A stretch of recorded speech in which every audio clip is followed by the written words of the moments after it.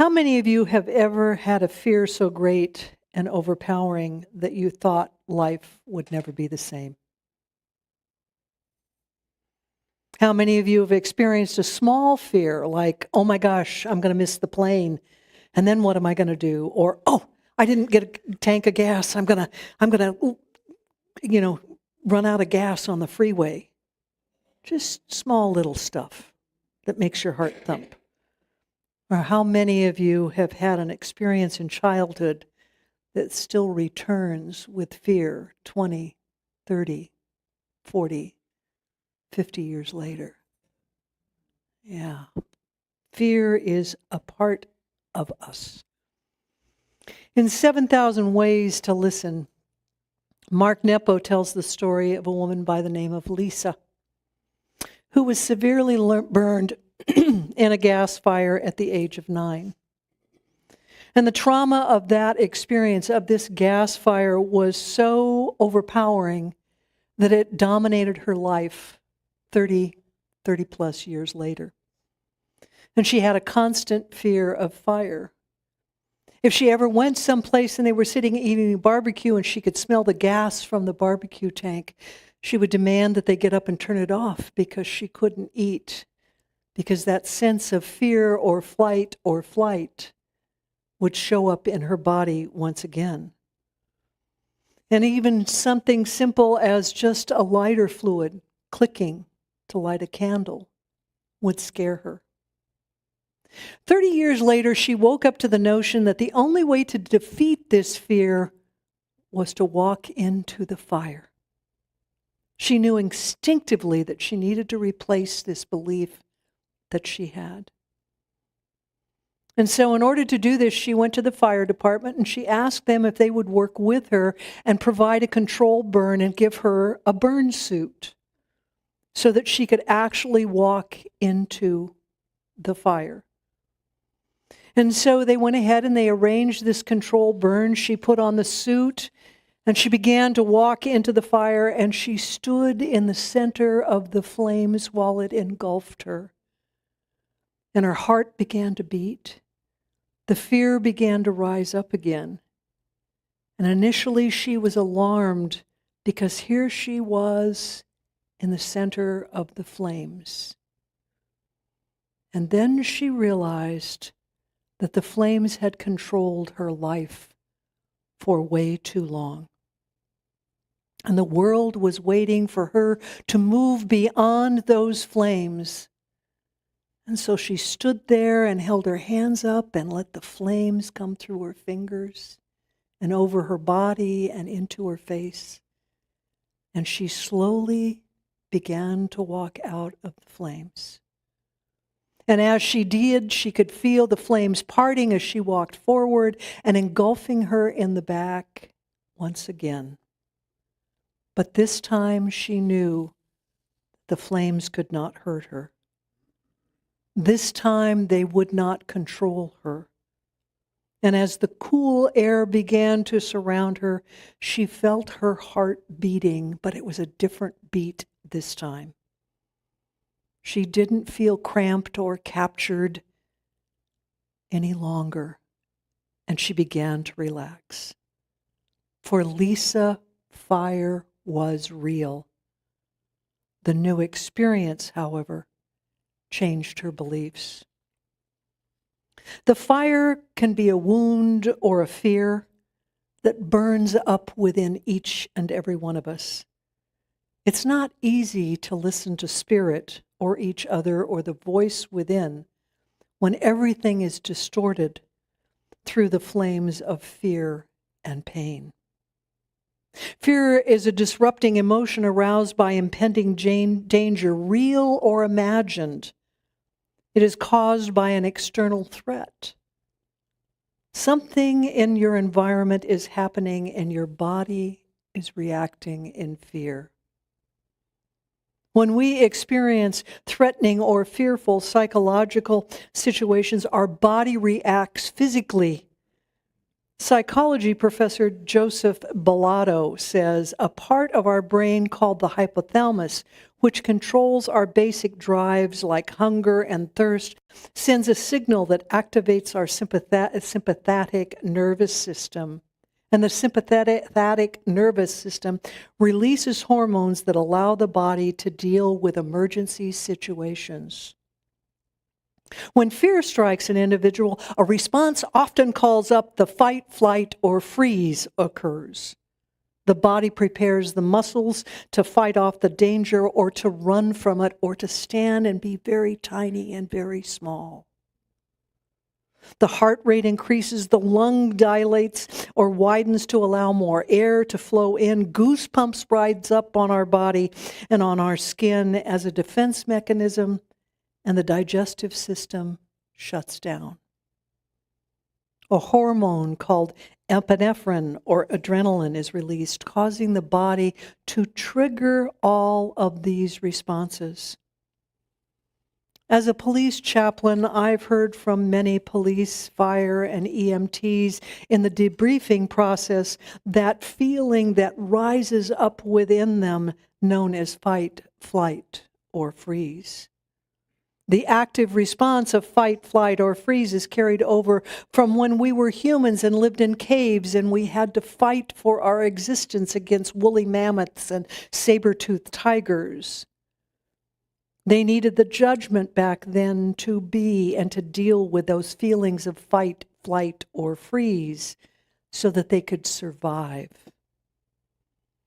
Recently, as the news began to come out about the Maui fire, the fear and trauma I experienced during campfire 5 years ago began to stir within me. Intellectually, I knew I was not threatened. I knew this fire was not even close to me and that I would not have to work it this time. Anxiety, however, still came and stayed for a while. Just imagine our men and women in the military that face life-threatening situations every day.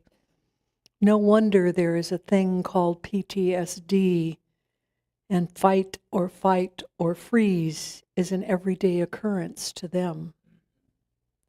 Fear is a very normal response to a situation that we feel threatened by. In the Atlas of the Heart, by Brene Brown, and once again, I love this. You got to run in and get your copy today. Fear arises when we need to respond quickly to physical, psychological danger that is present and imminent. She further talks about fear as a temporary condition that is experienced for a short period of time. Ernest Holmes puts it more simply: fear, faith, negatively applied. 2 Timothy chapter 1, verse 7 states, "For God has not given us the spirit of fear, but of power and of love and of good discipline." Thich Nhat Hanh tells us the only way to erase our fear and be truly happy is to acknowledge our fear and look deeply at the source. Fear can be based on a past experience or a present situation or even into the future. It can be a fear generated from a learned experience in our childhood. My mother was afraid of snakes, and because of a shared experience that occurred when I was only 3, I have feared them all of my life. And the story of Lisa provides us with the perfect example of a past experience that she could not let go of. She kept herself on the hook for 30 years. Finding yourself facing a bear in the woods, not a beer, but a bear. Well, it could be scary depending upon who you are, but find yourself facing a bear in the woods can be a present danger that also causes fear. Or someone who is afraid of public speaking can spend days worrying about being afraid of a simple presentation they must make at work. The only way to ease our fear and be truly happy is to acknowledge our fear and look deeply at the source according to Thich Nhat Hanh. And the only way to do that is to stay present in the moment and begin the journey of letting yourself or someone else off the hook. Staying in the present moment gives us the courage to face our fears. This is not always easy, bringing ourselves back to center. One of the techniques that we teach people who've experienced trauma or been in a crisis is what I call the toe crinkle. It's a very simple process. You just crinkle your right toes and your left toes, your right toes and your left toes. And this brings you from the back of your head to the front of your brain and puts your left brain and your right brain together to work for you and brings you back to the present moment. We teach a similar process to children called the butterfly. Very simply, we encourage them to be a butterfly, put it on their chest and go left, right, left, right. Two techniques that you too could simply use when you find yourself in that place of fight, fight, or freeze. Simple, yes, but it brings us back to where we belong, our center. And being centered increases our courage in order to face our fears and bring calmness to ourselves so that we might listen to our inner voice in the present moment. Pema Chodron, in her book, The Places That Scare You, wrote, "We can let the circumstances of our lives harden us so that we become increasingly resentful and afraid, or we can let them soften us and make us kinder and more open to what scares us. We always have the choice." Lisa could have stayed angry and resentful of the people responsible for her burning injuries. She could have constantly lived in the land of fear. But she didn't, however, when she chose to walk into the fire as an adult with a purposeful intent. Lisa let herself stay in the moment when she did that, not in the past. And then she shifted a belief she had hung on to for over 30 years. The Atlas of the Heart reminds us that when we live in fear and hurt, we move into states of uncertainty, anxiety, and stress.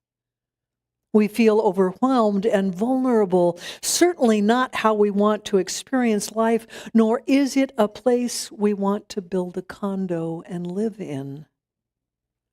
But too often fear grips us and we find ourselves paralyzed on the hook and unable to move beyond the experience of the crisis that is happening now and that we cling to in the future. So how do we come back to center? How do we return to that place of Christ consciousness? How do we release the hooks that have been embedded in us for years on end? Almost every source that I check with outlined 3 to 20 steps we need to consciously choose to do if we're willing to let go of our fear. I won't give you all 20 today. However, Tom Rutledge outlines 4 processes in embracing fear. The first is to face it and acknowledge it. We did that today in our meditation. That means we stop hiding and cringing and stuffing our fears. It means being still so you can hear the inner divine voice, not just the negative, scary voice. Next, we need to explore the fear, the fire that burns within each of us.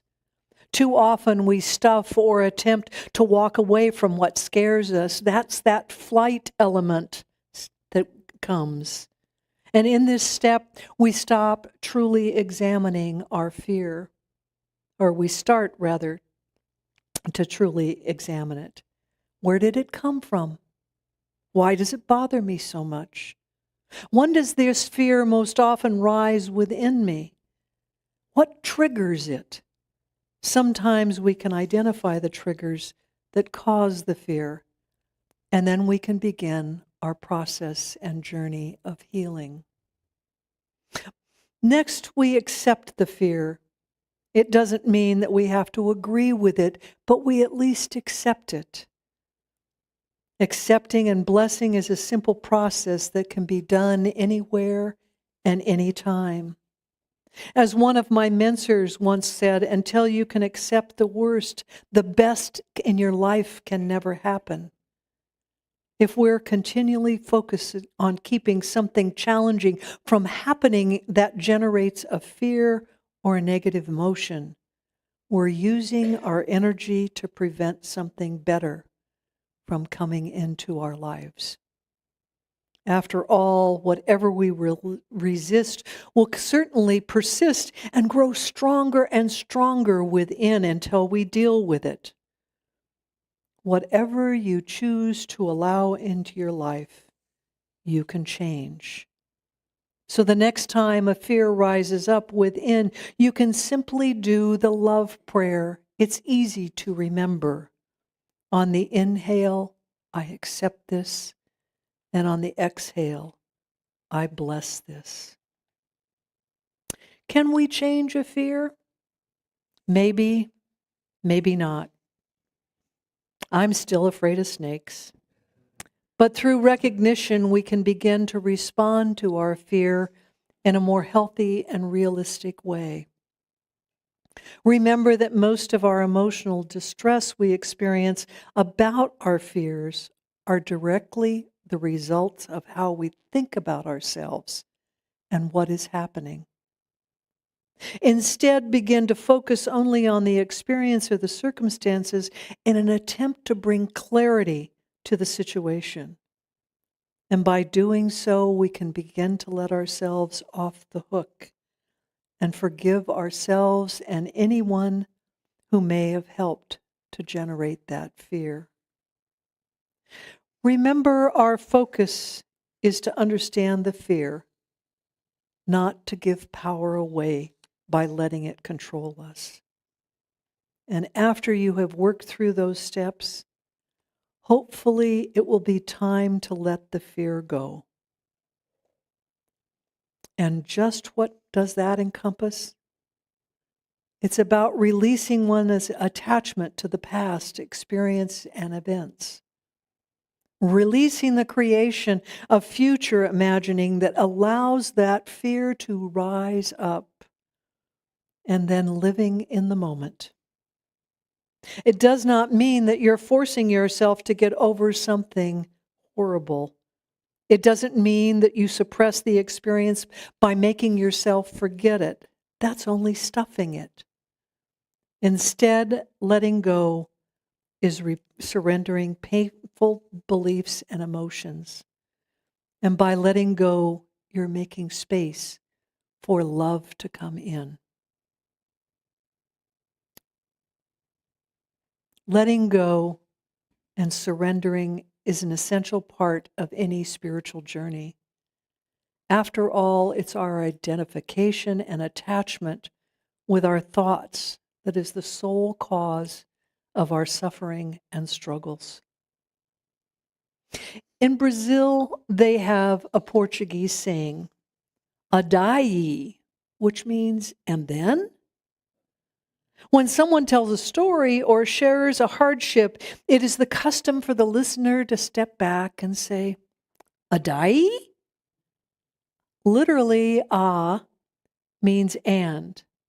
Dai means from there, from a place near you. There are many multiple meanings for adai.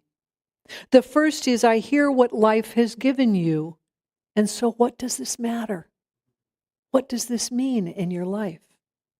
The second is, I see where you are, and so what is now in front of you, or what is just beyond where you are in this moment. The third and final meaning is, and so what? What now? What is your next step? I love the beauty of this process that they have. It's a natural custom in Brazil because someone is willing to ask simple questions that encourage the speaker to look within themselves and then listen to their answers.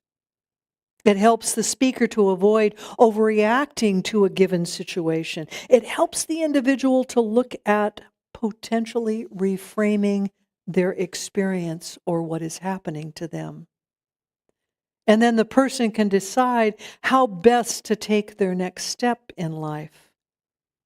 Actively listening with these questions and thoughts in mind is truly an act of love that may help another person change the direction of their life, change a fear, release something, and letting it go.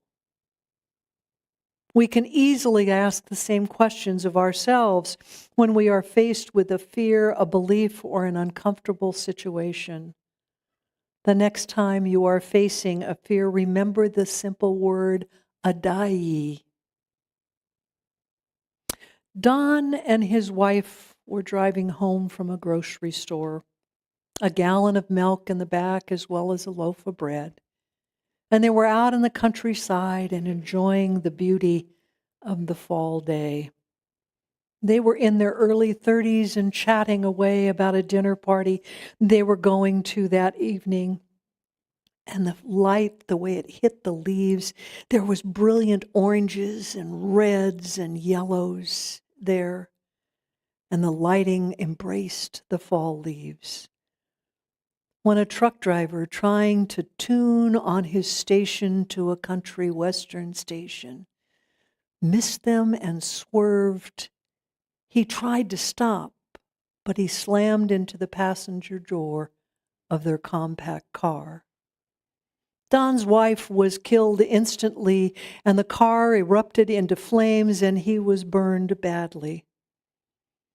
After his recovery a few years later, he remarried, and ultimately he ended up with 4 grandkids. Life was good. And then he took a drive one day to go out into the countryside to buy fresh tomatoes at a farm stand. And the light of the late summer day brought the memory of that fall day back into his mind. It was as if his first wife was there, and the sudden impact and then the explosion happened again in his mind. He pulled over and he wept. For some reason that he could never ever explain, he knew from that moment on that he had to meet the truck driver some 40 plus years later. It took a little research and a little time, but ultimately he located him. They agreed to meet and share coffee. As they sat there looking at each other in the busy coffee shop, the truck driver kept hanging on to the napkin and trying to tear it and bring it into little pieces. And it was clear to Don that he had truly never recovered either. Finally, Don reached out and grabbed his hand, and looking him in the eye, he said, "I forgive you." And the truck driver, about Don's age, broke down in front of him. He had never driven an 18-wheeler since that fall day. And when they left the coffee shop, they climbed into Don's car and went for a ride, and in total silence, they watched the sun fill the farm valley once again. As they rode along, their hearts slowly opened up to each other, and they shared 40 years of history on their ride. What is truly important about this story is why Don wanted to meet the truck driver. As he puts it simply, I just had to let him off the hook before we both died. So the choice is ours. We can stay in the present moment, accept and bless what comes our way, surrender and forgive, removing the hooks that bind us, or we can stay forever, permanently, in the fire of fear. But How is a poem by Mark Nepo. It states, "It is said that souls intent on living will reach deep into their wound and bring out the fire living there, which out in the open turns to light. It is said that those intent on making things better will reach deep into their minds and bring out the fire there, which out in the open turns to truth. It is said those who love will soothe every fire. This is the truth in my life, and this is the truth in yours, and so it is. Amen."